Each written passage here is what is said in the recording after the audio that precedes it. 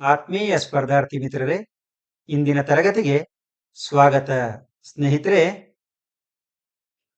ಈಗಾಗಲೇ ನಾವು ಕೆಎ ಪಠ್ಯಕ್ರಮದಂತೆ ಮಾದರಿ ಇತಿಹಾಸ ಪ್ರಶ್ನೋತ್ತರಗಳ ಸರಣಿಯನ್ನ ಪ್ರಾರಂಭ ಮಾಡಿದೀವಿ.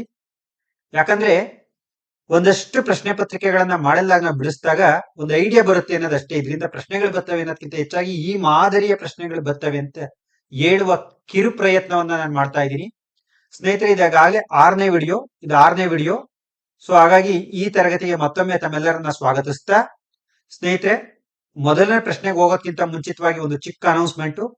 ಏನಪ್ಪಾ ಅಂದ್ರೆ, ಬಹು ಜನರು GPSTR, HSTR, PSTR ಕಾಲಾಗಿರೋದ್ರಿಂದ ಸರ್ ಮಾದರಿ ಪ್ರಶ್ನೋತ್ತರಗಳ ಕೈಪಿಡಿ ಹಳೆ ಎಕ್ಸಾಮ್ ಅಲ್ಲಿ ಆಗಿರ್ತಕ್ಕಂಥವನ್ನ ಡಿಸ್ಕಸ್ ಮಾಡಿ ಅಂತ ಸಾಕಷ್ಟು ಜನ ಕೇಳ್ಕೊಂಡಿದ್ದೀರಾ, ಕಮೆಂಟ್ ಮಾಡಿದ್ದೀರಾ. ಹಾಗಾಗಿ ನಾನು ನಾಳೆಯಿಂದ ಅಥವಾ ವಾರದಲ್ಲಿ ಒಂದು 3-4 ವಿಡಿಯೋ ಆದ್ರೂ GPSTR, HSTR ನ ಹಳೆಯ ಪ್ರಶ್ನೆ ಪತ್ರಿಕೆಗಳನ್ನ ವಿವರಣೆ ನೀಡುವಂತಹ ಒಂದು ಪ್ರಯತ್ನವನ್ನ ಪ್ರಾರಂಭ ಮಾಡ್ತಾ ಇದ್ದೀನಿ. ಇದು ಕೇವಲ GPSTR, HSTR ಅಲ್ಲ, ಅವು ಹಿಸ್ಟ್ರಿ ಕ್ವಶನ್ಸ್ ಆಗಿರೋದ್ರಿಂದ PC to KS ಎಲ್ಲ ಎಕ್ಸಾಮ್ಗೂ ಹೆಲ್ಪ್ ಆಗುತ್ತೆ. ಸೊ ಅರ್ಲಿ ಮಾರ್ನಿಂಗ್ 8 ಗಂಟೆಗೆ ಸೊ ನಿಮ್ಗೆ day by day history HSTR question paper ನ ಡಿಸ್ಕಸ್ ಮಾಡುವಂತಹ ಒಂದು ಪುಟ್ಟ ಪ್ರಯತ್ನವನ್ನ ಮಾಡ್ತೀನಿ. ಮೊದಲಿಗೆ HSTR ಹೈಸ್ಕೂಲ್ ಟೀಚರ್ಸ್ ರಿಕ್ರೂಟ್ಮೆಂಟ್ ಗೆ ಸಂಬಂಧಪಟ್ಟಂತ ಹಳೆಯ ಪ್ರಶ್ನೆ ಪತ್ರಿಕೆಗಳನ್ನ ಡಿಸ್ಕಸ್ ಮಾಡುವಂತಹ ಒಂದು ಪ್ರಯತ್ನವನ್ನ ಮಾಡ್ತೀನಿ ಸ್ನೇಹಿತರೆ. ಇದೇ ಸಂದರ್ಭದಲ್ಲಿ ಇನ್ನೊಂದು ವಿಶೇಷ ಮಾಹಿತಿ. ಸೈನ್ಸ್ ಮೆಥಡಿಕ್ಸ್ ಇರತಕ್ಕಂಥ ಹುಡುಗರು ಸಾಕಷ್ಟು ನಮ್ಮನ್ನು ಕೇಳಿದ್ರಿ, ಸರ್ DSCRT, NCERT ಪುಸ್ತಕದ ವಿವರಣೆಯನ್ನು ಒಳಗೊಂಡಂತೆ ನಿಮ್ಮ ಫ್ಯಾಕಲ್ಟಿ ಕೈಲಿ ಪಾಠ ಮಾಡಿಸ್ಕೊಡಿ ಸರ್ ಅಂತ. ಖಂಡಿತವಾಗಿ ಪ್ರತಿ ಸೋಮವಾರ, ಬುಧವಾರ, ಶುಕ್ರವಾರ ಮತ್ತು ಭಾನುವಾರ, ಸೋಮವಾರ, ಬುಧವಾರ, ಶುಕ್ರವಾರ ಮತ್ತು ಭಾನುವಾರ 8 ಗಂಟೆಗೆ DSCRT ಮತ್ತು NCERT ಸಿಲೆಬಸ್ ವೈಸ್ ಈ ಎರಡೂ ಪಾಠನ್ನ ವಿಜ್ಞಾನ ವಿದ್ಯಾರ್ಥಿಗಳಿಗೆ, ನಾಟ್ ಓನ್ಲಿ GPSTR, HSTR, ಎಲ್ಲ ಕಾಂಪಿಟೇಟಿವ್ ಎಕ್ಸಾಮ್, ಎಸ್ಪೆಷಲಿ ಬೇಸಿಕ್ ಯಾರು ಬಂದಿರ್ತೀರ ಅವರಿಗೆ ತುಂಬಾ ಉಪಯೋಗ ಆಗುತ್ತೆ. ಸೊ ಸೈನ್ಸ್ ಕ್ಲಾಸ್ ಅನ್ನ ನಾವು ಸೋಮವಾರ, ಬುಧವಾರ, ಶುಕ್ರವಾರ, ಭಾನುವಾರ ಮಾಡ್ತೀವಿ. ಉಳಿದಂತ ದಿನಗಳಲ್ಲಿ ಅರ್ಲಿ ಮಾರ್ನಿಂಗ್ 8 ಗಂಟೆಗೆ HSTR, GPSTR ಇತಿಹಾಸದ ಪ್ರಶ್ನೆಗಳನ್ನ ಡಿಸ್ಕಸ್ ಮಾಡ್ತಕ್ಕಂಥ ಪ್ರಯತ್ನವನ್ನ ಮಾಡ್ತೀವಿ. ಈ ಪ್ರಯತ್ನಕ್ಕೂ ನಿಮ್ಮ ಬೆಂಬಲವಿರಲಿ ಅಂತ ಹೇಳ್ತಾ, ಸೊ ಇಂದಿನ ಮೊದಲ ಪ್ರಶ್ನೆಗೆ ಹೋಗ್ತಾ ಇದ್ದೀರಿ ಸ್ನೇಹಿತರೆ. ನೋಡಿ, ಮಧ್ಯ ಹಳೆಶಿಲಾಯುಗ, ನಾನು ಸಾಕಷ್ಟು ಈ ಚಾಪ್ಟರ್ ಬಗ್ಗೆ ಪ್ರಶ್ನೆಗಳನ್ನ ತಂದಿದ್ದೀನಿ. ಮಧ್ಯ ಹಳೆಶಿಲಾಯುಗ ನೋಡಿ, ಇದನ್ನ ಪ್ಯಾಲಿಯೋಲಿಥಿಕ್ ಏಜ್ ಅಂತ ಕರಿತೀವಿ, ಓಲ್ಡ್ ಪ್ಯಾಲಿಯೋಲಿಥಿಕ್ ಏಜ್ ಅಂತ ಕರಿತೀವಿ. ಹಳೆ ಶಿಲಾಯುಗ, ಪ್ಯಾಲಿಯೋಲಿಥಿಕ್ ಅಂದ್ರೆ ಪ್ಯಾಲಿಯೋ ಅಂದ್ರೆ ಶಿಲೆ, ಲಿಥಿಕ್ ಅಂದ್ರೆ ಯುಗ, ಓಲ್ಡ್ ಅಂದ್ರೆ ಹಳೆ ಶಿಲಾಯುಗಕ್ಕೆ ಸಂಬಂಧಪಟ್ಟಂತೆ ಕೆಳಗಿನ ಯಾವ ಸ್ಥಳಗಳು ಕಂಡು ಬರುತ್ತವೆ ಅಂತ, ಅಂದ್ರೆ ಈ ಕೆಳಗಿನ ಯಾವ ಸ್ಥಳಗಳು ಹಳೆ ಶಿಲಾಯುಗಕ್ಕೆ ಸಂಬಂಧಿಸಿವೆ ಅಂತ. ಸೊ ಸ್ನೇಹಿತರೆ, ಇಲ್ಲಿ ನೀವು ಗಮನಿಸಬೇಕಾಗಿರ್ತಕ್ಕಂಥ ಅಂಶ ಏನಪ್ಪಾ ಅಂದ್ರೆ, ಇದಕ್ಕೆ ಸ್ವಲ್ಪ ಡೀಪ್ ಆಗಿ ಓದಿರ್ಬೇಕಾಗತ್ತೆ ನಿಮ್ಗೆ, ಯಾಕಂದ್ರೆ ತುಂಬಾ ಪ್ಲೇಸಸ್ ನ ನೆನ್ಪಿಡ್ಬೇಕಲ್ವಾ. ನೋಡಿ, ಇಲ್ಲಿ ಕಾಶ್ಮೀರದ ಬುರ್ಜ ಓಮ್ ಇದೆ, ಮಧ್ಯಪ್ರದೇಶದ ಬಿಂಬೇಟ್ಕ ಇದೆ, ಆಂಧ್ರ ಪ್ರದೇಶದ ಕರ್ನೂಲ್ ಗುಹೆ ಇದೆ, ರಾಜಸ್ಥಾನದ ದಿಡ್ವಾನ ಇದೆ. ಸ್ನೇಹಿತರೆ, ತುಂಬಾ ಚೆನ್ನಾಗಿ ಓದಿರೋರ್ಗೆ ಅರ್ಥ ಆಗುತ್ತೆ ಏನಪ್ಪಾ ಅಂದ್ರೆ, ಈ ಕಾಶ್ಮೀರದ ಬುರ್ಜ ಹೋಮ್ ಇದೆಯಲ್ಲ, ಇದು ನಿಯೋಲಿಥಿಕ್ ಏಜ್ ಅಲ್ಲಿ ಬರ್ತಕ್ಕಂತ ಸ್ಥಳ, ನೂತನ ಶಿಲಾಯುಗದಲ್ಲಿ ಕಂಡು ಬರುವ ಸ್ಥಳ. ಹಾಗಾಗಿ ಇದು ಹಳೆ ಶಿಲಾಯುಗಕ್ಕೆ ಸೇರಿದ ಸ್ಥಳ ಅಲ್ಲ. ಹಾಗಾಗಿ ಒಂದು ರಾಂಗ್ ಇದೆ. ಮಧ್ಯ ಹಳೆ ಶಿಲಾಯುಗಕ್ಕೆ ಸಂಬಂಧಿಸಿದ ಕಂಡು ಬರುವ ಕೆಳಗಿನ ಸ್ಥಳಗಳು ಯಾವ್ಯಾವು, ಸರಿಯಾದ ಉತ್ತರವನ್ನು ಆಯ್ಕೆ ಮಾಡಿ ಎಂದಾಗ ಒಂದೇದು ರಾಂಗ್ ಇದೆ. ಹಾಗಾಗಿ ಒಂದು ಯಾವ್ಯಾವ್ದ್ರಲ್ಲಿದೆ ಅದು ನಮ್ಗೆ ಉತ್ತರ ಆಗಲ್ಲ. ಎಲ್ಲಿದೆ, ಬಿಲ್ಲಿದೆ, ಡಿಲ್ಲಿದೆ. ಹಾಗಾಗಿ ಸರಿಯಾದಂತ ಉತ್ತರ ಸಿ. ನೋಡಿ, ಎಷ್ಟೋ ಸಂದರ್ಭದಲ್ಲಿ ಇಷ್ಟು ಸಿಂಪಲ್ ಇರುತ್ತೆ, ಅಂದ್ರೆ ಪರ್ಫೆಕ್ಟ್ ಆಗಿ ಓದಿದ್ದಾಗ ಮಾತ್ರ ನಾನು ಹೇಳ್ತಾ ಇರೋದು. ಸೊ 2, 3, 4 ಸರಿಯಾದ ಉತ್ತರಗಳಾಗಿರ್ತಕ್ಕಂಥದ್ದು ನೋಡ್ತೀವಿ. ಅಂದ್ರೆ ಮಧ್ಯಪ್ರದೇಶದ ಬಿಂಬೇಟ್ಕ, ಆಂಧ್ರದ ಕರ್ನೂಲ್, ರಾಜಸ್ಥಾನದ ದಿಡ್ವಾನ, ಇವು ಮಧ್ಯ ಹಳೆ ಶಿಲಾಯುಗಕ್ಕೆ ಸೇರಿದಂತಹ ಪ್ರದೇಶಗಳು ಅಂತ ಕರಿತೀವಿ. ಹಾಗಾಗಿ ಕಾಶ್ಮೀರದ ಬುರ್ಜ ಓಮ್ ನಿಯೋಲಿಥಿಕ್ ಏಜ್ ಅಥವಾ ಹೊಸ ಶಿಲಾಯುಗಕ್ಕೆ ಸೇರಿದಂತಹ ಪ್ರದೇಶವಾಗಿರ್ತಕ್ಕಂಥದ್ದನ್ನ ನೋಡ್ತೀವಿ. ಸೊ ಸ್ನೇಹಿತರೆ, ಹಾಗಾಗಿ ಒಂದೇದು ರಾಂಗ್ ಇದೆ, ಇನ್ನು 3 ಕರೆಕ್ಟ್ ಆಗಿವೆ. ಸೊ ಹಾಗಾಗಿ ಮೊದಲನೇ ಪ್ರಶ್ನೆಗೆ ಸರಿಯಾದಂತ ಉತ್ತರ 2, 3, 4. ಸ್ನೇಹಿತರೆ, ನೋಡಿ, ಸಿಂಧೂ ನಾಗರಿಕತೆಗೆ ಸಂಬಂಧಿಸಿದಂತೆ ಕೆಳಗಿನ ಹೇಳಿಕೆಗಳನ್ನ ಪರಿಗಣಿಸಿ. ಯಾವ ನಾಗರಿಕತೆಗೆ? ಸಿಂಧೂ ನಾಗರಿಕತೆಗೆ ಸಂಬಂಧಿಸಿದಂತೆ ಕೆಳಗಿನ ಹೇಳಿಕೆಗಳನ್ನ ಪರಿಗಣಿಸಿ. KS, KE ಒಳಗಡೆ ಕೇಳಂತ ಪ್ರಶ್ನೆಗಳು ಈ ರೀತಿಯಾಗಿರ್ತವೆ. ನೋಡಿ, ಸಿಂಧೂ ನಾಗರಿಕತೆಯ ಅತಿ ಹೆಚ್ಚು ನಿವೇಶನಗಳು ಕಂಡು ಬಂದಿರುವ ರಾಜ್ಯ ಗುಜರಾತ್. ಸರಿನಾ ಇದು? ನೋಡಿ, ಭಾರತದಲ್ಲಿ ಸುಮಾರು 1,000ಕ್ಕೂ ಹೆಚ್ಚು ನಗರಗಳು, ಪಾಕಿಸ್ತಾನದಲ್ಲಿ 500ಕ್ಕೂ ಹೆಚ್ಚು ನಗರಗಳು, ಆಫ್ಘಾನಿಸ್ತಾನದಲ್ಲಿ 2 ನಗರಗಳು, ಒಟ್ಟಾರೆ 1,500+ ಸಿಟೀಸ್ ಸಿಂಧೂ ನಾಗರಿಕತೆಗೆ ಸಂಬಂಧಪಟ್ಟಂತೆ ಸಿಕ್ಕಿವೆ. ಅದರಲ್ಲಿ ಬಹಳ ಗಮನಿಸಬೇಕಾದಂತ ಅಂಶ ಏನು ಅಂತ ನಾವು ನೋಡೋದಾದ್ರೆ, ಈ ಸಿಂಧೂ ನಾಗರಿಕತೆಯ ವ್ಯಾಪ್ತಿಯನ್ನ ನೋಡೋದಾದ್ರೆ, ಸೊ ಇಲ್ಲಿ ಒಂದು ಪೂರ್ವಕ್ಕೆ ಬಂದು ಬಲೂಚಿಸ್ತಾನ್ ಇರ್ಬೋದು, ಉತ್ತರಕ್ಕೆ ಬಂದು ದೈಮಾಬಾದ್ ಇದು ಯಾವುದು ಕಾಶ್ಮೀರದ ಮಾಂಡು, ಈ ಕಡೆ ಇಲ್ಲಿ ಕೆಳಗಡೆ ಬಂದು ಮಹಾರಾಷ್ಟ್ರದ ದೈಮಾಬಾದ್, ಈ ಕಡೆ ಪೂರ್ವಕ್ಕೆ ಬಂದು ಉತ್ತರ ಪ್ರದೇಶದ ಅಲಂಗೀರ್ಪುರ್, ಪಶ್ಚಿಮಕ್ಕೆ ಬಲೂಚಿಸ್ತಾನ, ಉತ್ತರಕ್ಕೆ ಮಾಂಡು, ಪೂರ್ವಕ್ಕೆ ಉತ್ತರ ಪ್ರದೇಶದ ಅಲಂಗೀರ್ಪುರ್ ಮತ್ತು ದಕ್ಷಿಣಕ್ಕೆ ಮಹಾರಾಷ್ಟ್ರದ ದೈಮಾಬಾದ್ ತ್ರಿಕೋನಾಕಾರದಲ್ಲಿ ಇರ್ತಕ್ಕಂಥದ್ದನ್ನ ನೋಡ್ತೀವಿ. ಸಿಂಧೂ ಬಯಲು ನಾಗರಿಕತೆ ತ್ರಿಕೋನಾಕಾರದಲ್ಲಿ ಇರ್ತಕ್ಕಂಥದ್ದನ್ನ ನಾವು ನೋಡ್ತೀವಿ. ಸ್ನೇಹಿತರೆ, ಈಗ ಕೇವಲ ಭಾರತ ಅಂತ ನಾವು ನೋಡಿದಾಗ ಏನಾಗುತ್ತೆ, ಗುಜರಾತ್, ಉತ್ತರ ಪ್ರದೇಶ, ಪಂಜಾಬ್, ಮಹಾರಾಷ್ಟ್ರ, ಹರಿಯಾಣ, ರಾಜಸ್ಥಾನ, ಜಮ್ಮು ಕಾಶ್ಮೀರ, ಇಷ್ಟು ಸ್ಥಳಗಳಲ್ಲಿ ಸಿಂಧೂ ಬಯಲಿನ ನಾಗರಿಕತೆಯ ನಗರ ಕಂಡು ಬಂದಿದೆ. ಇದರಲ್ಲಿ ಅತಿ ಹೆಚ್ಚು ನಗರಗಳನ್ನೊಳಗೊಂಡ ಭಾರತದ ರಾಜ್ಯ ಯಾವುದು, ಸಿಂಧೂ ನಾಗರಿಕತೆ ಅತಿ ಹೆಚ್ಚು ನಿವೇಶನಗಳನ್ನು ಕಂಡು ಬಂದಿರುವ ರಾಜ್ಯ ಯಾವುದು ಅಂತ ನಾವು ನೋಡಿದ್ರೆ ಗುಜರಾತ್ ಸರಿಯಾದಂತ ಉತ್ತರ ಆಗಿದೆ. ಸರಿಯಾದಂತ ಉತ್ತರ ಸ್ನೇಹಿತರೆ. ಯಾಕಂದ್ರೆ ಗುಜರಾತ್ ಅಲ್ಲಿ ನಿಮ್ಗೆ ಗೊತ್ತಿರ್ಬೋದು, ವೆರಿ ಪಾಪ್ಯುಲರ್ ಲೋತಾಲ್ ಇರ್ಬೋದು, ವೆರಿ ಪಾಪ್ಯುಲರ್ ಆಗಿರ್ತಕ್ಕಂಥ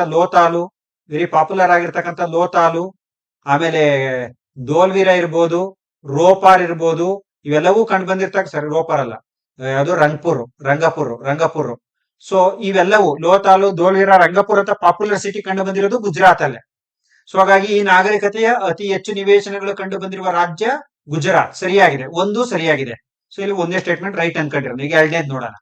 ಸಿಂಧೂ ನಾಗರಿಕತೆಯ ಕಟ್ಟಡದ ಮೂಲೆ ಭಾಗವನ್ನ ಎಲ್ ಆಕಾರದ ಇಟ್ಟಿಗೆಗಳಿಂದ ನಿರ್ಮಿಸಿದ್ದಾರೆ. ಹೌದು. ಯಾಕಂದ್ರೆ ಹಿಂಗ್ ಒಂದ್ ಕಟ್ಟಡ ನಿರ್ಮಾಣ ಆಗ್ಬೇಕು ಅಂದ್ರೆ, ಈ ರೀತಿ ನಿರ್ಮಾಣ ಆಗ್ಬೇಕು ಅಂದ್ರೆ, ಸೊ ಇಲ್ಲಿ ಜಾಯಿಂಟ್ ಭದ್ರವಾಗಿ ಕೂರ್ಬೇಕು ಅಂದ್ರೆ ಮತ್ತು ಅಲಂಕಾರಿಕವಾಗಿ ಇರಬೇಕು ಅಂದ್ರೆ, ಸೊ ಎಲ್ ಶೇಪ್ ಅಲ್ಲಿ ಅದನ್ನ ಬಳಸ್ತಾ ಇದ್ರು. ಕರೆಕ್ಟ್ ಆಗಿದೆ. ಸೊ ಹಾಗಾಗಿ ಸರಿಯಾದಂತ ಉತ್ತರ ಎರಡನೇದು ಕೂಡ ಸರಿಯಾಗಿದೆ. ಇನ್ನ ಹತ್ತಿ ಬೆಳೆದ ಪ್ರಥಮ ಕುರುಹು ಕಂಡು ಬಂದ ಸ್ಥಳ, ಹತ್ತಿಯ ಬೆಳೆಯ ಪ್ರಥಮ ಕುರುಹು ಕಂಡು ಬಂದ ಸ್ಥಳ ಮೆಹರ್ಗರ್. ಸರಿಯಾಗಿದೆಯಾ ಸರ್? 100% ಸರಿಯಾಗಿದೆ. ಹತ್ತಿಯ ಬೆಳೆಯ ಪ್ರಥಮ ಕುರುಹು ಕಂಡು ಬಂದಿರೋದು ಭಾರತದಲ್ಲೇ ಪ್ರಥಮ ಬಾರಿಗೆ. ಜಗತ್ತಿಗೆ ಹತ್ತಿಯನ್ನ ಕಾಟನ್ ಪರಿಚಯಿಸಿದಂತ ಕೀರ್ತಿ ನಮ್ದೇ. ಸೊ ಹಾಗಾಗಿ ಅದು ಮೆಹರ್ಗರ್, ನಿಯೋಲಿಥಿಕ್ ಏಜ್ ನ ಒಂದು ಮೆಹರ್ಗರ್ ಅಂತಕ್ಕಂಥ ಸ್ಥಳದಲ್ಲಿ ಕಂಡು ಬಂದಿರತಕ್ಕಂಥದ್ದನ್ನ ನೋಡ್ತೀವಿ. So third one also correct. Next, Sindhu ನಾಗರಿಕತೆಯ ಜನರು ನದಿ ನೀರಿನ ಸಂಕೇತ ಮೊಸಳೆ. ಹೌದು, ಇವರು ನದಿ ನೀರಿನ ಸಂಕೇತವಾಗಿ ಮೊಸಳೆಯನ್ನ ಪೂಜಿಸ್ತಾ ಇದ್ರು. ಸೊ ಹಾಗಾದ್ರೆ 4 ಸ್ಟೇಟ್ಮೆಂಟ್ಗಳು ಕರೆಕ್ಟ್ ಆಗಿವೆ. ಸೊ ಸರಿಯಾದಂತ ಉತ್ತರ ಡಿ, 4 ಹೇಳಿಕೆಗಳು ಸರಿಯಾಗಿವೆ. ಎಲ್ಲಾ ಹೇಳಿಕೆಗಳು ಸರಿಯಾಗಿವೆ. ಈ ರೀತಿ ಸ್ಟೇಟ್ಮೆಂಟ್ ವೈಸ್ ಅಲ್ಲಿ ಇದೇ ಪ್ರಶ್ನೆ ಬರುತ್ತೆ ಅಂತಿಲ್ಲ, ಇದೇ ಮಾದರಿಯಲ್ಲಿ ಪ್ರಶ್ನೆಗಳು ಬರ್ತಕ್ಕಂಥದ್ದು ನೋಡ್ತೀವಿ ಸ್ನೇಹಿತರ. ಸೊ ಬಹಳಷ್ಟು ಜನ ನೀವು ನನಗೆ ಕೇಳ್ತಾ ಇದ್ದೀರಾ, ಕೆಇಎ ಓಲ್ಡ್ ಕ್ವಶನ್ ಪೇಪರ್ ಬಿಡಿಸಿ ಸರ್ ಅಂತ. ಹಂತವಾಗಿ ಎಲ್ಲವನ್ನೂ ಮಾಡೋಣ. ಈಗ ಅರ್ಲಿ ಮಾರ್ನಿಂಗ್ ಅಲ್ಲಿ science class HSTR GPSTR question paper ಬಿಡಿಸ್ತಿದ್ದೀನಿ. ಇನ್ನೊಂದು 3 ಮಾಡೆಲ್ ಕ್ವಶನ್ ಪೇಪರ್ ಆದಾದ್ಮೇಲೆ ಕೆಇಎ ಹಳೆಯ ಪ್ರಶ್ನೆ ಪತ್ರಿಕೆಗಳನ್ನ ನಾನು ಬಿಡಿಸುವಂತ ಪ್ರಯತ್ನವನ್ನ ಮಾಡ್ತೀನಿ. ನಿರಂತರವಾಗಿ ನೀವು ಬೆಂಬಲ ಕೊಟ್ಟಷ್ಟು ದಿವಸ, ಓಕೆನಾ? ಯಾವಾಗ ನನಗೆ ಗುಡ್ ರೆಸ್ಪಾನ್ಸ್ ಬರಕ್ ಶುರುವಾಯ್ತು, ಅವಾಗ ನನಗೆ ಮೋಟಿವೇಟ್ ಆಗಿ ಇನ್ನು ಹೆಚ್ಚು ವಿಡಿಯೋ ಮಾಡ್ಬೇಕು ಅಂತ ಬೇರೆ ಕೆಲಸಗಳನ್ನ ಕಡಿಮೆ ಮಾಡಿ ಈ ಕೆಲಸದ ಮೇಲೆ ಎಫರ್ಟ್ ಆಗ್ತಾ ಇದೀನಿ. ಸೊ ನಿಮ್ ಬೆಂಬಲ ಕಂಟಿನ್ಯೂಸ್ ಆಗಿ ನನಗೆ ಇರಬೇಕು ಅಂತ ಕೇಳ್ತಾ ಇದೀನಿ ಸ್ನೇಹಿತರೆ. ನೋಡಿ, ವೇದಗಳ ಕಾಲದ ನಾಗರಿಕತೆಯ ದೇವತೆಗಳಿಗೆ ಸಂಬಂಧಿಸಿದಂತೆ ಕೆಳಗಿನವುಗಳಲ್ಲಿ ಸರಿಯಾದ ಹೇಳಿಕೆಯನ್ನು ಗುರುತಿಸಿ. ನಾನು ನೆನ್ನೆ ಕೇಳ್ತಾ ಇದ್ದೆ, ವೇದಗಳ ಕಾಲದ ದೇವರುಗಳ ಬಗ್ಗೆ ಕೆಸೆಟ್ ಎಕ್ಸಾಮ್ ಕೇಳಿದಂತ ಒಂದು ಪ್ರಶ್ನೆ ಹಾಕಿ ನೆನ್ನೆ ವಿಡಿಯೋದಲ್ಲಿ ಕೂಡ ಡಿಸ್ಕಸ್ ಮಾಡಿದ್ದೀನಿ. ಆ ವಿಡಿಯೋಗಂತೂ ಅಭೂತಪೂರ್ವ ಬೆಂಬಲವನ್ನ ನೀಡಿದ್ರೆ ನಾನು ನಿಮ್ಗೆ ಕೃತಜ್ಞನಾಗಿದ್ದೀನಿ ಸ್ನೇಹಿತರೆ. ಇಲ್ಲಿ ಬಹಳ ಮುಖ್ಯವಾಗಿರ್ತಕ್ಕಂಥದ್ದು ಏನು ಅಂದ್ರೆ ಅಕಿಯಾನಿ ಅಂತ ಒಂದು ದೇವತೆ ಇತ್ತು. ಕೇಳಿದರೆ ಇದನ್ನ ನೆಟ್ ಎಕ್ಸಾಮ್ ಅಲ್ಲಿ ಕೇಳಿದ್ರೆ, ಸಪರೇಟ್ ಆಗಿ ಕೇಳಿದ್ರೆ ಅಕಿಯಾನಿ ಯಾವ ದೇವತೆಯಾಗಿದೆ ಅಂತ ನೆಟ್ ಎಕ್ಸಾಮ್ ಅಲ್ಲಿ. ಇದು ಅರಣ್ಯ ದೇವತೆ. ಕರೆಕ್ಟ್. ವೇದಗಳ ಕಾಲದಲ್ಲಿ ಅಕಿಯಾನಿ ಅಂದ್ರೆ ಅರಣ್ಯ ದೇವತೆ. ಸರಿಯಾಗಿದೆ. ಹೇಳಿಕೆ 1 ಸರಿ. ಹೇಳಿಕೆ 1 ಯಾವ್ದಾದ್ರಾಗಿದೆ? ಹಾಗಾದ್ರೆ ಎ ಹೋಯ್ತು, ಎ ತಪ್ಪು. ಇಲ್ಲಿ ಬರೀ ಎ ತಪ್ಪಿಲ್ಲ, ಯಾಕೆಂದ್ರೆ ಇಲ್ಲಿ ಒಂದಿಲ್ಲ. ಉಷಶ್ ಎಂದರೆ ಬೆಳಕಿನ ದೇವತೆ. ಉಷಶ್ ಬೆಳಕಿನ ದೇವತೆ ಅಲ್ಲ. ಉಷಸ್ಸು ಸೌಂದರ್ಯ ದೇವತೆ. ಸೊ ಹಾಗಾಗಿ ಉಷಶ್ ಬೆಳಕಿನ ದೇವತೆ ರಾಂಗ್. 2 ರಾಂಗು. 2 ಯಾವ್ದಾದ್ರಾಗದೆ? ಸೊ ಹೋಯ್ತು. ಇದ್ರ ಡಿ ಒಳಗೆ 2 ಅದೇ ರಾಂಗು, ಸಿ ಒಳಗೆ 2 ಅದೇ ರಾಂಗು. ಹಾಗಾದ್ರೆ ಸರಿಯಾದಂತ ಉತ್ತರ 1 ಮತ್ತು 4 ಸರಿಯಾಗಿದೆ. ಯಾಕಂದ್ರೆ ಮುಂದಕ್ಕೆ ಎಕ್ಸ್ಪ್ಲನೇಷನ್ ನೋಡೋಣ. ಉತ್ತರ ಸಿಕ್ಬಿಡ್ತು, ಎಕ್ಸ್ಪ್ಲನೇಷನ್ ನೋಡೋಣ. ಸಾವಿತ್ರಿ ದೇವತೆ ಇದೆಯಲ್ಲ, ಇದು ಉಲ್ಟಾ, ಬೆಳಕಿನ ದೇವತೆ. ಬೆಳಕ ಲೈಟ್ ಅನ್ನ ರೆಪ್ರೆಸೆಂಟ್ ಮಾಡೋ ದೇವತೆ ಸಾವಿತ್ರಿ ದೇವತೆ. ಸೊ ದಟ್ಸ್ ವೈ ಮೂರನೇದು ತಪ್ಪಾಗಿದೆ. ಸೊ ಇನ್ ನಾಲ್ಕನೇದು ಅಶ್ವಿನಿ ದೇವತೆ ಅಂದ್ರೆ ವೈದ್ಯ ದೇವತೆ. ಅಶ್ವಿನಿ ದೇವತೆ ಅಂದ್ರೆ ನಿಮ್ಗೆ ಗೊತ್ತು, ಅಶ್ವಿನಿ ಮೆಡಿಕಲ್ಸ್, ಅಶ್ವಿನಿ ಹಾಸ್ಪಿಟಲ್ಸ್ ಅಂತೆಲ್ಲ ನಾವು ಡಿಸ್ಕಸ್ ಮಾಡ್ತಾ ಇರ್ತೀವಿ. ಅಶ್ವಿನಿ ಅಂದ್ರೆ ವೈದ್ಯ ದೇವತೆ. ಗ್ರೀಕ್ ನ ಅಪೋಲೋ ದೇವರನ್ನ ಹೋಲುವ ದೇವರು ಅಂತಾನೆ ಕೂಡ ಕರಿತೀವಿ. 4 ಸರಿಯಾಗಿದೆ. ಸರಿಯಾದಂತ ಉತ್ತರ 1 ಮತ್ತು 4. ಓಕೆನಾ ಸ್ನೇಹಿತರೆ? ಸೊ ಓಕೆ, ನೆಕ್ಸ್ಟ್ ಈ ರೀತಿಯಾಗಿ ನಾವು ಕ್ವಶನ್ ಪೇಪರ್ ಗಳನ್ನ ಏನ್ ಮಾಡ್ತಾ ಬರ್ಬೇಕು, ಬಿಡಿಸ್ತಾ ಬರ್ಬೇಕು ಸ್ನೇಹಿತರೆ. ಅವಾಗ ನಮ್ಗೆ ಅನುಕೂಲ ಆಗುತ್ತೆ. ಹೆಚ್ಚು ನೀವು ಓದೋದ್ರ ಜೊತೆಗೆ ಹೆಚ್ಚು ಕ್ವಶನ್ ಪೇಪರ್ ಗಳನ್ನ ಬಿಡಿಸ್ಬೇಕು. ಇಲ್ಲಿ ನೋಡಿ, ಜೈನ ಧರ್ಮದ ತೀರ್ಥಂಕರ, ನೀವೇ ಆನ್ಸರ್ ಮಾಡಿ. ಹಿಂಗೆ ಜೈನ ಧರ್ಮದ ತೀರ್ಥಂಕರರು ಮತ್ತು ಚಿಹ್ನೆಗಳಿಗೆ ಸಂಬಂಧಿಸಿದಂತೆ ಸರಿಯಾಗಿ ಹೊಂದಾಣಿಕೆಯಾಗಿರುವವು ಯಾವುವು? ನೋಡಿ, ಇಲ್ಲಿ ಜೈನ ಧರ್ಮ ಮತ್ತು ಸಿಂಬಲ್ಸ್ ಒಟ್ಟು 24 ತೀರ್ಥಂಕರರಿದ್ರೆ ಪ್ರಮುಖವಾಗಂತೂ ನಿಮ್ಗೆ ಒಂದಷ್ಟು ಸಿಂಬಲ್ಸ್ ಗಳು ಗೊತ್ತಿರಬೇಕು. ಎಸ್ಪೆಷಲಿ ನಮ್ಗೆ ಏನಾಗುತ್ತೆ, ಸಂಭವನಾಥ ಕುದುರೆ, ಸಂಭವನಾಥನ ಚಿಹ್ನೆ ಕುದುರೆ ಓದಿದ್ರೆ ಮಾತ್ರ ಬರೀಬಹುದು. ಸರಿಯಾಗಿದೆ, 1 ಜೋಡಿ ಸರಿ, ಫಿಕ್ಸ್. ಎರಡನೇದು ಶಾಂತಿನಾಥ ಜಿಂಕೆ, ಇದು ಸರಿಯಾಗಿದೆ. ಶಾಂತಿನಾಥ ಯಾರು? ಜೈನ ಧರ್ಮದ ಪ್ರಸಿದ್ಧ ತೀರ್ಥಂಕರ ಶಾಂತಿನಾಥರ ಒಂದು ಚಿಹ್ನೆ ಜಿಂಕೆ, ಕರೆಕ್ಟ್. ಸೊ ಇನ್ನು ಪಾರ್ಶ್ವನಾಥ 23ನೇ ತೀರ್ಥಂಕರ, ವೆರಿ ಪಾಪ್ಯುಲರ್. ಜೈನ ಧರ್ಮಕ್ಕೆ 4 ಇದನ್ನ ಕೊಟ್ಟವರು, ಕೊಡುಗೆಯನ್ನ ಕೊಟ್ಟಂತವ್ರು. ಸತ್ಯ, ಅಹಿಂಸೆ, ಆಸ್ತೇಯ, ಅಪರಿಗ್ರಹ. ಸತ್ಯ, ಅಹಿಂಸೆ, ಆಸ್ತೇಯ, ಅಪರಿಗ್ರಹ ಎಂಬ 4 ತತ್ವಗಳನ್ನ ಕೊಟ್ಟಂತವ್ರು. ಇವ್ರದ್ದು ಮೀನಾ? ಇಲ್ಲ, ರಾಂಗು. ಯಾಕಂದ್ರೆ ಪಾರ್ಶ್ವನಾಥರ ಚಿಹ್ನೆ ಹಾವು, ಪಾರ್ಶ್ವನಾಥರ ಚಿಹ್ನೆ ಹಾವು. ಹಾಗಾಗಿ ಈ ಜೋಡಿ ತಪ್ಪಾಗಿದೆ. ಇನ್ನು ಫೈನಲ್ 4ನೇದು ವರ್ಧಮಾನ ಮಹಾವೀರ ಸಿಂಹ. ಕರೆಕ್ಟಾ? Correct, 100% correct. ಅಂದ್ರೆ 3 ಜೋಡಿ ಸರಿಯಾಗಿದೆ, 1 ಜೋಡಿ ತಪ್ಪಾಗಿದೆ. ಇಲ್ಲಿ ಕೇಳಿರೋದೇನು? ಸರಿಯಾಗಿ ಹೊಂದಾಣಿಕೆಯಾಗಿರುವವು ಯಾವುವು ಅಂತ. ನೋಡಿ, ಸರಿಯಾಗಿ ಹೊಂದಾಣಿಕೆಯಾಗಿರೋದು 3 ಜೋಡಿ ಸರಿಯಾಗಿದೆ. ಈ ತರ ಉತ್ತರ ಬರಬೇಕು. ಕೆಇಯಲ್ಲಿ ಇದೇ ಮಾದರಿಯಲ್ಲಿ ಪ್ರಶ್ನೆ ಬರ್ತವೆ. ಕಂಟೆಂಟ್ ಏನಾದ್ರೂ ಆಗಿರ್ಬೋದು, ಮಾದರಿ ಇದೇ ಮಾದರಿಯಲ್ಲಿ ಬರ್ತಕ್ಕಂಥದ್ದನ್ನ ನೋಡ್ತಾ ಹೋಗ್ತೀವಿ. ನೋಡಿ ಸ್ನೇಹಿತರೆ, ಈ ರೀತಿಯಾಗಿ. ನೆಕ್ಸ್ಟ್ ಇಲ್ಲಿ ನೋಡಿ, ಇಲ್ಲಿ ನೀವು Alauddin Khilji exam point of very important person, ದ್ವಿತೀಯ ಅಲೆಕ್ಸಾಂಡರ್ ಅಂತ ಕರಿತೀವಿ. ದಕ್ಷಿಣ ಭಾರತದ ಮೇಲೆ ದಾಳಿ ಮಾಡಿದಂತ ಮೊದಲ ಮುಸ್ಲಿಂ ದೊರೆ ಅಂತ ಕರಿತೀವಿ.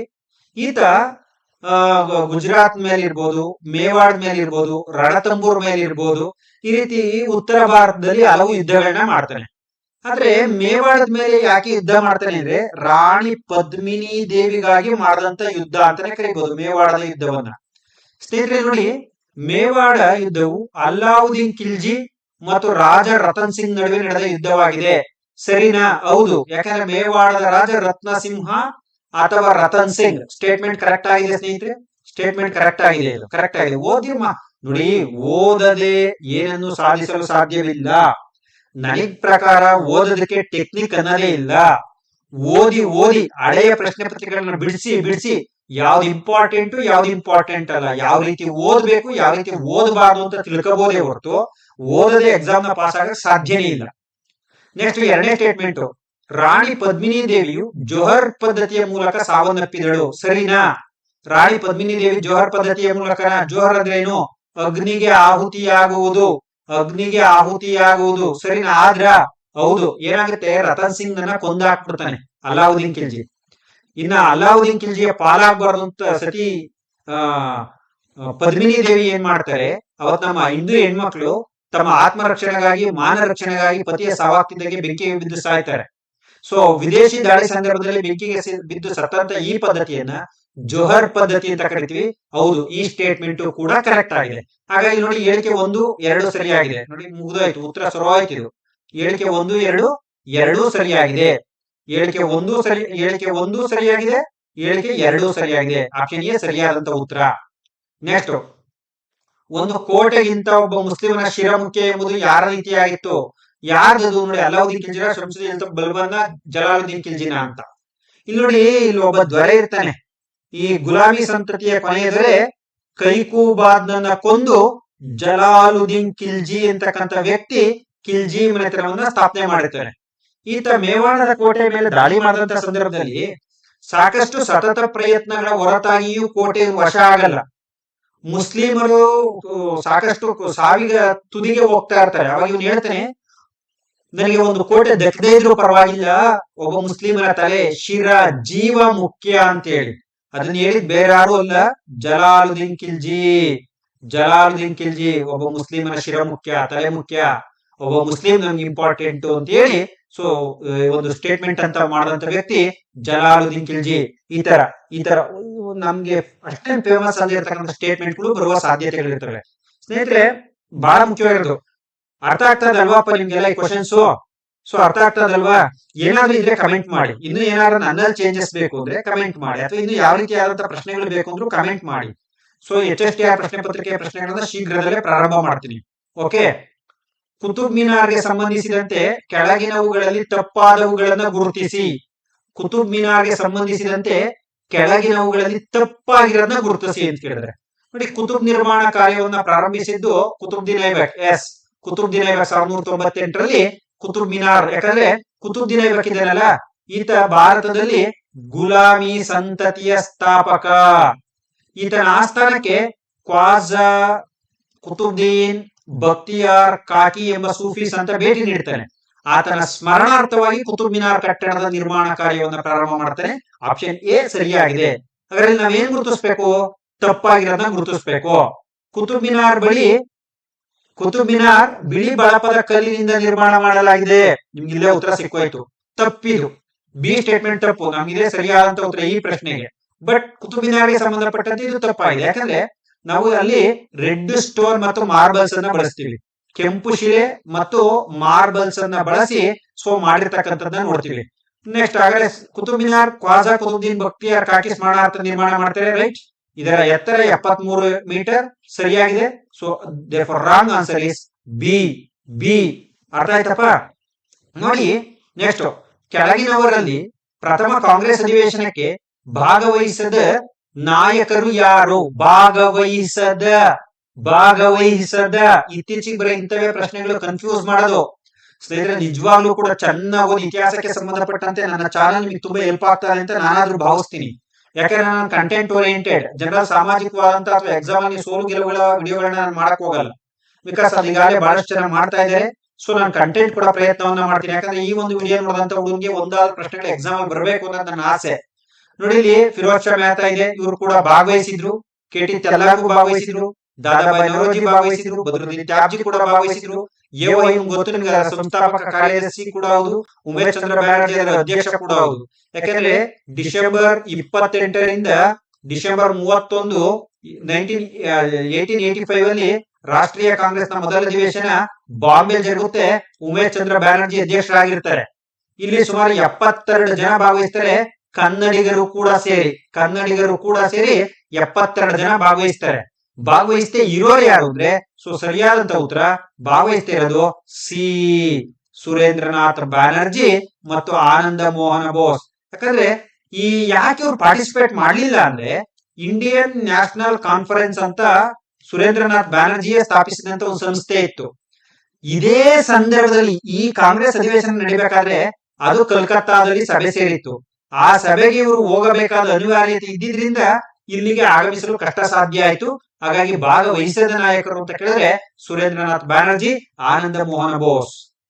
ನೆಕ್ಸ್ಟ್, ವಿವಿಧ ಪ್ರಾಂತ್ಯಗಳಲ್ಲಿ ಸ್ವದೇಶಿ ತತ್ವಗಳನ್ನ ಜನಪ್ರಿಯಗೊಳಿಸಿದ ನಾಯಕರ ತಪ್ಪಾದ ಜೋಡಿಯನ್ನು ಗುರುತಿಸಿ. ನೋಡಿ, ಇತ್ತೀಚೆಗೆ ಸರಿ ಜೋಡಿ ಗುರುತಿಸಿ ಅನ್ನೋದಕ್ಕಿಂತ ಹೆಚ್ಚಾಗಿ ತಪ್ಪಾದ ಜೋಡಿನೇ ಕೇಳೋದು ಜಾಸ್ತಿ. ಸ್ವದೇಶಿ ಚಳುವಳಿ ಗೊತ್ತು, ಭಾರತದ ಮೊದಲ ರಾಷ್ಟ್ರಮಟ್ಟದ ಚಳುವಳಿ. ಬ್ರಿಟಿಷರ ವಿರುದ್ಧ ಸಂಘಟಿತವಾದಂತಹ ಮೊದಲ ರಾಷ್ಟ್ರಮಟ್ಟದ ಚಳುವಳಿ ನಿಮ್ಮೆಲ್ಲರಿಗೂ ಗೊತ್ತು. ಯಾಕಂದ್ರೆ ಬಂಗಾಳ ವಿಭಜನೆಯನ್ನ ವಿರೋಧಿಸಿ ಈ ಚಳುವಳಿ ರಾಷ್ಟ್ರ ಮಟ್ಟದಲ್ಲಿ ಪ್ರಾರಂಭ ಆಗುತ್ತೆ. ಸ್ಪಷ್ಟವಾಗಿ ಇಲ್ಲೇ ಮಂದಗಾಮಿಗಳು ಮತ್ತು ತೀವ್ರಗಾಮಿಗಳ ನಡುವಿನ ವ್ಯತ್ಯಾಸ ಕಾಣ್ತಾ ಹೋಗೋದು. ಮಂದಗಾಮಿಗಳು ಬಂಗಾಳ ವಿಭಜನೆಯ ಹೋರಾಟ ಕೇವಲ ಬಂಗಾಳಕ್ಕೆ ಸೀಮಿತವಾಗಿರಲಿ ಅಂದ್ರು, ತೀವ್ರಗಾಮಿಗಳು ಇಡೀ ರಾಷ್ಟ್ರಕ್ಕೆ ಇದನ್ನು ಕೊಂಡೊಯ್ಯಬೇಕು ಅಂದ್ರು. ಇದೇ ಸಂದರ್ಭದಲ್ಲಿ ನಮ್ಮ ಭಾರತದ ತೀವ್ರಗಾಮಿ ರಾಷ್ಟ್ರೀಯ ನಾಯಕರಾದಂತ ಬಾಲಗಂಗಾಧರ ನಾಥ್ ತಿಲಕ್ ಪೈಸಾ ಚಂದ ಕಾರ್ಯಕ್ರಮವನ್ನ ಮಾಡಿ ಪೂನಾದಲ್ಲಿ ಗಾಜಿನ ಕಾರ್ಖಾನೆಯನ್ನ ಸ್ಥಾಪನೆ ಮಾಡ್ತಾರೆ. ಪೈಸಾ ಚಂದ ಕಾರ್ಯಕ್ರಮವನ್ನ ಮಾಡಿ. ಸೊ ಇದು ಸ್ವದೇಶಿ ಚಳುವಳಿ ಸಂದರ್ಭದಲ್ಲಿ ಸಾಕಷ್ಟು ಬೆಳವಣಿಗೆಗಳಾಗ್ತವೆ ಭಾರತದಲ್ಲಿ. ಇದರಿಂದ ಇನ್ಸ್ಪೈರ್ ಆದಂತ ವಿವಿಧ ಪ್ರಾಂತ್ಯಗಳ ನಾಯಕರುಗಳು ಕೂಡ ಏನ್ ಮಾಡ್ತಾರೆ, ವಿವಿಧ ಪ್ರಾಂತ್ಯಗಳಲ್ಲಿ ಸ್ವದೇಶಿ ತತ್ವವನ್ನ ಅಥವಾ ಸ್ವದೇಶಿ ಹೋರಾಟವನ್ನ ಜನಪ್ರಿಯಗೊಳಿಸ್ತಾರೆ. ಗೋಪಾಲ್ ರಾವ್, ಇಲ್ಲಿ ತಪ್ಪಾದ ಜೋಡಿ ಕೇಳಿರೋದ್ರಿಂದ ಗೋಪಾಲ್ ರಾವ್ ದೇಶ್ಮುಖ್ ಮಹಾರಾಷ್ಟ್ರ 100% ಕರೆಕ್ಟ್ ಇದು. ಸೊ ಇದು ಉತ್ತರ ಆಗಲ್ಲ, ತಪ್ಪಾಗಿರೋದು ಕೇಳಿರೋದು. ಅಜಿತ್ ಸಿಂಗ್ ಪಂಜಾಬ್, ಇದು ಸರಿಯಾಗಿದೆ. ಅಜಿತ್ ಸಿಂಗ್ ಪಂಜಾಬ್ ಅಲ್ಲಿ ಸ್ವದೇಶಿ ಚಳವಳಿ ಮಾಡಿದ ಅಜಿತ್ ಸಿಂಗ್ಗೆ. ಸೈ ಐದರ್ ರಾಜ ದೆಹಲಿಯಲ್ಲಿ, ಇದು ಕರೆಕ್ಟೇ. ಮತ್ತೆ ಇನ್ನು ಉಳಿದಿರೋದೇ ಎಕ್ಸಾಮ್ ಪಾಯಿಂಟ್ ಆಫ್ ವ್ಯೂ ಉತ್ತರ ಆಗ್ಬೇಕು. M G Ranade Uttar Pradesh. ತಪ್ಪ ಸರಿದು? ತಪ್ಪು. ಈ ಪ್ರಶ್ನೆಗೆ ಉತ್ತರ ಆಗಿದ್ ಸರಿ. ಯಾಕಂದ್ರೆ ಎಂ ಜಿ ರಾನಡೆ ಮಹಾರಾಷ್ಟ್ರದಲ್ಲಿ ಸ್ವದೇಶಿ ಚಳವಳಿ ಮಾಡಿದ್ದು ಮಹಾರಾಷ್ಟ್ರದಲ್ಲಿ. ಅರ್ಥ ಆಯ್ತಪ್ಪ? ನೆಕ್ಸ್ಟ್, ಕೆಳಗಿನವುಗಳಲ್ಲಿ ಗಾಂಧೀಜಿಯವರ ಪ್ರಥಮ ಅಸಹಕಾರ ಚಳವಳಿ. ನೋಡಿ, ಇದೇ ಮಾಡ್ಲಲ್ಲಿ VAO ಫಸ್ಟ್ ಟರ್ಮ್ ಎಕ್ಸಾಮ್ ಆಯ್ತಲ್ಲ, ಒಂದ್ ಪ್ರಶ್ನೆ ಕೇಳಿದ್ರು. ಏನಂತ? ಕಾನೂನು ಭಂಗ ಚಳವಳಿ, ಅಸಹಕಾರ ಚಳವಳಿ, ಉಪವಾಸ ಸತ್ಯಾಗ್ರಹ. ಈ ಕಡೆ ಏನ್ ಕೊಟ್ಟಿದ್ರು? ಕೇಡ. ಈ ಕಡೆ ಏನ್ ಕೊಟ್ಟಿದ್ರು? ಕೇಡ ಆದ್ಮೇಲೆ ಅಹಮದಾಬಾದ್ ಅತಿ ಗಿರಣಿ ಕಾರ್ಮಿಕರು. ಇಲ್ಲೇನ್ ಕೊಟ್ಟಿದ್ರು? ಯಾವ್ದು? ಚಂಪಾರಣ್ಯ ಹೋರಾಟ. ಹಿಂಗ್ ಕೊಟ್ಟು ಮ್ಯಾಥ್ ಫಾಲೋಯಿಂಗ್ ಅಂತ ಕೇಳಿದ್ರು. ನೋಡಿ, ಚಂಪಾರಣ್ಯ ಹೋರಾಟ ಇದೆಯಲ್ಲ, ಅದು ಕಾನೂನು ಭಂಗ ಚಳವಳಿ. ಇದು ಸಿವಿಲ್, ಗಾಂಧೀಜಿ ಭಾರತದಲ್ಲಿ ಮಾಡಿದಂತ ಮೊದಲ ಸಿವಿಲ್ ಡಿಸೋಬಿಡಿಯೆಂಟ್. ಯಾಕೆಂದ್ರೆ ಬಿಹಾರಕ್ಕೆ ಬರದಂತೆ ಬ್ರಿಟಿಷರು ನಿಷೇಧಾಜ್ಞೆಯನ್ನು ಇರ್ತಾರೆ ಗಾಂಧೀಜಿ ಮೇಲೆ. ಗಾಂಧೀಜಿ ಅದನ್ನ ಮೀರಿ ಬಿಹಾರಕ್ಕೆ ಬರ್ತಾರೆ. ಅದಕ್ಕೆ ಇದು ಕಾನೂನು ವೈಲೇಟ್ ಆಯ್ತು. ಅಹಮದಾಬಾದಲ್ಲಿ ಅತಿ ಗಿರಣಿ ಕಾರ್ಮಿಕರ ಪರವಾಗಿ ಪ್ರಥಮ ಬಾರಿಗೆ ಉಪವಾಸ ಕೊಡ್ತಾರೆ. ಇದು ಪ್ರಥಮ ಉಪವಾಸ ಸತ್ಯಾಗ್ರಹ ಆಯ್ತು. ಆದ್ರೆ ಕೇಡಾದಲ್ಲಿ ತೆರಿಗೆ ಕಟ್ಟುವುದಿಲ್ಲ ಅಂತ ಹೋರಾಟ ಮಾಡ್ತಾರೆ. ಅಂದ್ರೆ ತೆರಿಗೆ ಕಟ್ಟಲ್ಲ, ಕೋಆಪರೇಟ್ ಮಾಡಲ್ಲ, ತೆರಿಗೆ ಕಟ್ಟಿ ಸರ್ಕಾರ ಕೋಆಪರೇಟ್ ಮಾಡಲ್ಲ ಅಂತ. ದಟ್ ಈಸ್ ಕೇಡಾ ಸತ್ಯಾಗ್ರಹ ಮೊದಲ ಅಸಹಕಾರ ಚಳುವಳಿ ಗಾಂಧೀಜಿದು ಭಾರತದಲ್ಲಿ. ಸೊ ಹಾಗಾಗಿ ಸರಿಯಾದಂತ ಉತ್ತರ ಸಿ, ಕೇಡಾ ಸತ್ಯಾಗ್ರಹ. ಇದೇ ಟೈಪ್ ಅಲ್ಲಿ ನೋಡಿ, VAO ಕೇಳಿದಿರ ಆಲ್ರೆಡಿ ಫಸ್ಟ್ ಆದಂತ VAO ಎಕ್ಸಾಮ್ ಅಲ್ಲಿ. ಸ್ನೇಹಿತರೆ, ಕೆಳಗಿನ ದಂಗೆಗಳನ್ನ ಅವುಗಳ ಕಾಲಾನುಕ್ರಮದಲ್ಲಿ ಜೋಡಿಸಿ. ಕಾಲಾನುಕ್ರಮ ನೋಡಿ, ಕ್ರೋನಾಲಜಿಕಲ್ ಆರ್ಡರ್, ಮಾಡರ್ನ್ ಹಿಸ್ಟ್ರಿಲಿ. ಕಿತ್ತೂರು ದಂಗೆ ನೆನೆ ತಾನೇ ಕ್ಲಾಸ್ ಮಾಡಿದೀನಿ, 1824 ಕಿತ್ತೂರು ದಂಗೆ. ಸಿಪಾಯಿ ದಂಗೆ ಇದೆಲ್ಲರಿಗೂ ಗೊತ್ತಿರೋದು, ಇದನ್ನು ಕೂಡ ನೆನ್ನೆ ಕ್ಲಾಸ್ ಆಗಿ ಹೇಳಿದೀನಿ, 1857. ವೆಲ್ಲೂರ್ ದಂಗೆ ನೆನ್ನೆ ಕ್ಲಾಸ್ ಅಲ್ಲಿ ಹೇಳಿದೀನಿ ನೋಡಿ, ಕರ್ನಾಟಕ ಪ್ರಥಮ ಸ್ವತಂತ್ರ ಸಂಗ್ರಾಮ ಚಳುವಳಿ ಪಾಠ ಮಾಡಿದೀನಿ. Very important. ನೆನ್ನೆ ಅಪ್ಲೋಡ್ ಆಗಿದೆ ವಿಡಿಯೋ, ದಯಮಾಡಿ ನೋಡಿಯಪ್ಪ, ಅದು ಬಹಳ ಇಂಪಾರ್ಟೆಂಟ್. ಆ ಸೀರೀಸ್ ಸ್ಟಾರ್ಟ್ ಮಾಡಿದೀನಿ. ವೆಲ್ಲೂರು 1806 ತುಂಬಾ ಡಿಟೈಲ್ ಆಗಿ ಹೇಳಿದೀನಿ, ಬೇಕಾದ್ರೆ ಹೋಗಿ ವಿಡಿಯೋ ನೋಡಿ. ನಗರದಂಗೆ ಇದನ್ನು ಕೂಡ ಮುಗಿಸಿದೀನಿ, 1831 ಹೋಗಿ ನೋಡಿ, 30-31. ಅಂದ್ರೆ ಕಿತ್ತೂರು ದಂಗೆ, ಕಿತ್ತೂರು ರಾಣಿ ಚೆನ್ನಮ್ಮ 1824, ಸಿಪಾಯಿ ದಂಗೆ 1857, ವೆಲ್ಲೂರು ದಂಗೆ ಇಲ್ಲಿ ಟಿಪ್ಪುವಿನ ಮಕ್ಕಳು ಪ್ರಮುಖವಾಗಿ ಭಾಗವಹಿಸ್ತಾರೆ 1806, ನಗರ ದಂಗೆ 1830-31. ಸೊ ಹಾಗಾದ್ರೆ ಕಾಲಾನುಕ್ರಮ ಕೇಳಿದ್ರಿಂದ ಇಲ್ಲಿ ಚಿಕ್ಕದು ಯಾವುದು? 1806 ವೆಲ್ಲೂರು ದಂಗೆ. ಎರಡು ಚಿಕ್ಕದು. ಸೊ ಎರಡ್ಯಾವ ಆಪ್ಷನ್ ಆಗಿದೆ? ಎ ಇದೆಯಾ? ಇಲ್ಲ. ಸಿ ಇದೆಯಾ? ಇಲ್ಲ. ಡಿ ಇದೆಯಾ? ಇಲ್ಲ. ಹಾಗಾದ್ರೆ ಸರಿಯಾದಂತ ಉತ್ತರ 2, 1, 3, 4. ಈಗ ಚೆಕ್ ಮಾಡಿ, ಇಷ್ಟೇ ನೋಡಿ, ಈಗ ಚೆಕ್ ಮಾಡಿ. 2 ವೆಲ್ಲೂರು ದಂಗೆ. ಸೆಕೆಂಡ್ ದೊಡ್ಡದು ಯಾವುದು? ಕಿತ್ತೂರು ದಂಗೆ 1824. ಒಂದನೇದು ಬಂತು. ಮೂರನೇದು ಯಾವುದು ದೊಡ್ಡದು? ನಗರ ದಂಗೆ 1830-31. ಏನೋ ರಾಂಗ್ ಬರ್ತಾ ಇದೆಯಲ್ಲ ಇಲ್ಲಿ, ಉತ್ತರ ಇದಾಗಕ್ಕಿಲ್ವಲ್ಲ. ಇರಿ, 1800 ಫಸ್ಟ್, ಆಮೇಲೆ 1824 ಸೆಕೆಂಡ್. ಇನ್ನು ನೋಡೋಣ, ಇದೇನೋ ರಾಂಗ್ ಬರ್ತಾ ಇದೆ. 1806 ಫಸ್ಟ್, 1824 ಸೆಕೆಂಡ್, ಆಮೇಲೆ 1830-31.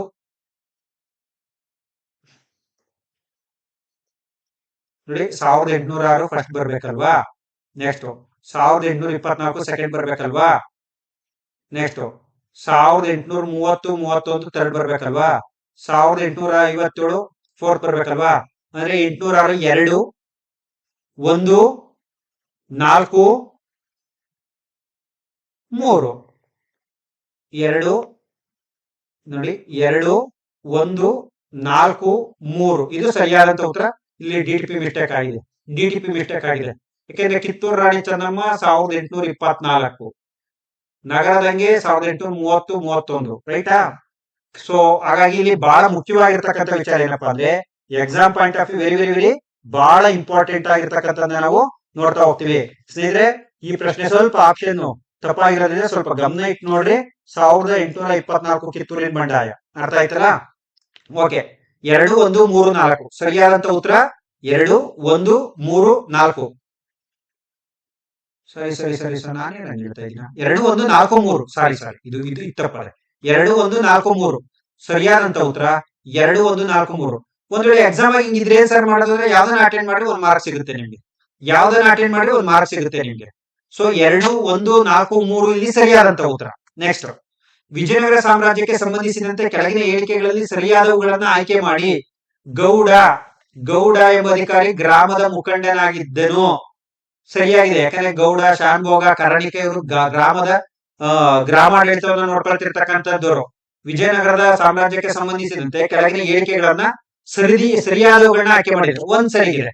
ಒಂದ್ ಯಾವ್ಯಾವ ಆಪ್ಷನ್ ಆಗಿದೆ? 3 ಆಪ್ಷನ್ ಆಗಿದೆ. ಹಾಗಾದ್ರೆ ಯಾವ್ದು ಡಿಲೀಟ್ ಮಾಡೋಣ? ಏನ ಡಿಲೀಟ್ ಮಾಡೋಣ. ನೆಕ್ಸ್ಟ್, ಗ್ರಾಮ ಪೊಲೀಸರನ್ನ ತಳಾರಿ. ಹೌದು, ತಳಾರಿಗಳು ಗ್ರಾಮದಲ್ಲಿ ಪೊಲೀಸ್ ಕರ್ತವ್ಯವನ್ನು ನಿರ್ವಹಿಸ್ತಾ ಇದ್ರು. 2 ಸರಿಯಾಗಿದೆ. 2 ಯಾವ್ದಾಗಿದೆ? 3ರಲ್ಲೂ ಇದೆ. ಆಯಗಾರರು ಹಳ್ಳಿಯಲ್ಲಿ ಕಾನೂನು ಮತ್ತು ಸುವ್ಯವಸ್ಥೆ ಕಾಪಾಡುವ ಜವಾಬ್ದಾರಿಯನ್ನು ಹೊಂದಿದ್ದರು. ಹೌದು ಹೌದು, ಹೊಂದಿದ್ದರು. ಯಾಕಂದ್ರೆ ಆಯಗಾರ ಅಂದ್ರೆ ಲೆಕ್ಕಪತ್ರಾಧಿಕಾರಿ. ವಿಜಯನಗರ ಸಾಮ್ರಾಜ್ಯದಲ್ಲಿ ಲೆಕ್ಕಪತ್ರಾಧಿಕಾರಿ ಲೆಕ್ಕಪತ್ರ ನೋಡ್ಕೊತಾ ಇದ್ದ. ಕರೆಕ್ಟ್. 3ನೇದು ಕರೆಕ್ಟ್. ವಿಜಯನಗರ ಸಾಮ್ರಾಜ್ಯದಲ್ಲಿ ಅಗ್ರಹಾರಗಳ ಮುಖ್ಯಸ್ಥರನ್ನ ಮಾಸವೆಗ್ಗಡೆಗಳು ಎನ್ನುತ್ತಿದ್ದರು. ಅಗ್ರಹಾರ ಅಂದ್ರೆ ಬ್ರಾಹ್ಮಣರು ವಾಸಿಸುವ ಸ್ಥಳ. ಇದರ ಮುಖ್ಯಸ್ಥರನ್ನ ಮಾಸವೆಗ್ಗಡೆಗಳು ಅಂತ ಕರಿತೀವಿ. ಇದು ಸರಿಯಾಗಿದೆ. ದೇರ್ಫೋರ್ 4 ಸ್ಟೇಟ್ಮೆಂಟ್ ಸರಿಯಾಗಿರೋದ್ರಿಂದ ಡಿ ಸರಿಯಾದಂತ ಉತ್ತರ. 1, 2, 3, 4 ಸರಿಯಾಗಿದೆ. 1, 2, 3, 4 ಸರಿಯಾಗಿದೆ. ಇದಕ್ಕೆ ಸರಿಯಾದಂತ ಉತ್ತರ. ಈ ತರ ಡೆಪ್ತ್ ಆಗಿ ಪ್ರಶ್ನೆ ಕೇಳ್ತಾರೆ ಅಡ್ಮಿನಿಸ್ಟ್ರೇಷನ್ ಸಂಬಂಧಪಟ್ಟಂಗೆ. ಸ್ನೇಹಿತರೆ, ಕೆಳಗಿನವರಲ್ಲಿ ಯಾವ ದಿವಾನರು ನಿವೃತ್ತಿ ನಂತರ ಯಳಂದೂರನ್ನ ಜಾಗೀರಾಗಿ ಪಡೆದ್ರು? ಯಾರು ಅಂದ್ರೆ ಯಾರು ಇಲ್ಲ, ಮೈಸೂರಿನ ಪ್ರಥಮ ದಿವಾನರು. ಮುಮ್ಮಡಿ ಕೃಷ್ಣರಾಜ ಒಡೆಯರ ಪರವಾಗಿ ಆಳ್ವಿಕೆ ಮಾಡ್ತಾರೆ. ಈಗ ತಾನೇ ನಾನು ಮುಮ್ಮಡಿ ಕೃಷ್ಣರಾಜ ಒಡೆಯರ್ ಅಪ್ಲೋಡ್ ಮಾಡಿದೀನಿ. ಮೈಸೂರಿನ ಒಡೆಯರ್ ಅಂತ ಒಂದು ಕಂಟೆಂಟ್ ಅಪ್ಲೋಡ್ ಮಾಡಿದೀನಿ, ವಿಡಿಯೋ ಮಾಡಿ. ಅದ್ರಲ್ಲಿ ನೋಡಿ ಈ ಮಾಹಿತಿಯನ್ನು ಹೇಳ್ತೀನಿ.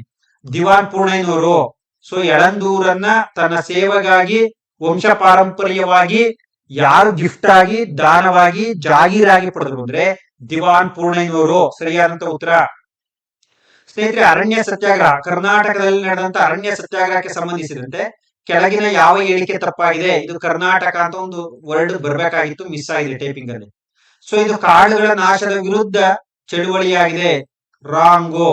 ನೋಡಿ, ಇದೇ ಮೊದಲನೇದೇ ತಪ್ಪಾಗೋಗಿದೆ, ಏನ್ ನೋಡ್ಲೇಬೇಡ್ರಿ. ಕಾಡು ನಾಶದ ವಿರುದ್ಧ ಅಲ್ಲ ಈ ಹೋರಾಟ ಪ್ರಾರಂಭ ಆಗಿದ್ದು. ಒಂದು, ಮರ ಮುಟ್ಟುಗಳನ್ನ ಬಳಸಲು, ನಮ್ಮ ಪಶು ಆಹಾರವನ್ನ ಬಳಸಲು ಸೊ ಬ್ರಿಟಿಷರು ಕಾಡುಗಳಿಗೆ ನಿಷೇಧವನ್ನ ಹೇರ್ತಾರೆ. ಅದ್ರ ವಿರುದ್ಧ ಈ ಹೋರಾಟ ಪ್ರಾರಂಭ ಆಗಿದ್ದು. ಪ್ರಾರಂಭದಲ್ಲಿ ಅರಣ್ಯ ಸತ್ಯಾಗ್ರಹ ಪ್ರಥಮ ಬಾರಿಗೆ ಉತ್ತರ ಕನ್ನಡ ಜಿಲ್ಲೆಯ ಸಿರ್ಸಿ ಆ ಭಾಗದಲ್ಲಿ ಪ್ರಾರಂಭ ಆಯಿತು. ಎಸ್ ನಿಜಲಿಂಗಪ್ಪನವರು ಅರಣ್ಯ ಸತ್ಯಾಗ್ರಹ ಚಳುವಳಿಯಿಂದ ಬೆಳಕಿಗೆ ಬಂದಂತವರು. ಯಾಕೆಂದ್ರೆ ಚಿತ್ರದುರ್ಗದ ತುರುವನೂರು ಕೂಡ ಅರಣ್ಯ ಸತ್ಯಾಗ್ರಹ ಚಳುವಳಿಯ ಒಂದು ಪ್ರಮುಖ ಸ್ಥಳ. ಎಸ್ ನಿಜಲಿಂಗಪ್ಪನವರು ಕರ್ನಾಟಕ ರಾಜ್ಯದ ಹಿರಿಯ ರಾಜಕಾರಣಿ, ಮುಖ್ಯಮಂತ್ರಿ, ಮಾಜಿ ಮುಖ್ಯಮಂತ್ರಿ ಎಸ್ ನಿಜಲಿಂಗಪ್ಪ ಅವರು ಈ ಚಳುವಳಿಯ ಮೂಲಕ ಬಂದಂತ ಉದಯೋನ್ಮುಖ ನಾಯಕ. ಸ್ನೇಹಿತರೆ, ಹಾವೇರಿಯ ಶಿಗ್ಗಾವಿಲೂ ಕೂಡ ಇದು ಪಾಪ್ಯುಲರ್ ಆಯ್ತು. ಹೌದು, ಈ 3 ಸ್ಟೇಟ್ಮೆಂಟ್ ಕರೆಕ್ಟ್ ಇವೆ. ಬಿ, ಸಿ, ಡಿ ಕರೆಕ್ಟ್ ಇದೆ. ಎ ರಾಂಗ್ ಇದೆ. ಓಕೆ ಸ್ನೇಹಿತರೆ, ನೆಕ್ಸ್ಟ್ ವಾಗ್ಭೂಷಣ ಎಂಬ ಮಾಸಪತ್ರಿಕೆ. ನೋಡಿ, ವಾಗ್ಭೂಷಣ ಎಂಬುದು ಮಾಸಪತ್ರಿಕೆ. ಇಲ್ಲೇ ಒಂದು ಪಾಯಿಂಟ್ ಇದೆ. ನೆಕ್ಸ್ಟ್ ಎಕ್ಸಾಮ್ ಆಗಿ ಏನನ್ನ ಕೇಳ್ಬಿಟ್ರೆ, ಯಾರು ಪ್ರಕಟ ಮಾಡಿದ್ವಿ? ಕರ್ನಾಟಕ ವಿದ್ಯಾವರ್ಧಕ ಸಂಘನ, ಕರ್ನಾಟಕ ಸಭಾನ, ಕರ್ನಾಟಕ ಭಾಷಾ ಜೀವಿನಿ ಸಭಾನ, ಭಾಷಾ ಮಿಷನ್ ಅಂತ ನೋಡಿದ್ರೆ, ಸ್ನೇಹಿತರೆ ನೋಡಿ, ಇದಕ್ಕೆ ಸರಿಯಾದಂತ ಉತ್ತರ ಎ, ಕರ್ನಾಟಕ ವಿದ್ಯಾವರ್ಧಕ ಸಂಘ. ಈ ಕರ್ನಾಟಕ ವಿದ್ಯಾವರ್ಧಕ ಸಂಘ ಇದೆಯಲ್ಲ ಸ್ನೇಹಿತರೆ, 1890ರಲ್ಲಿ RH ರಾಹ ದೇಶಪಾಂಡೆಯವರು ಸೊ ಧಾರವಾಡದಲ್ಲಿ ಸ್ಥಾಪನೆ ಮಾಡ್ತಾರೆ.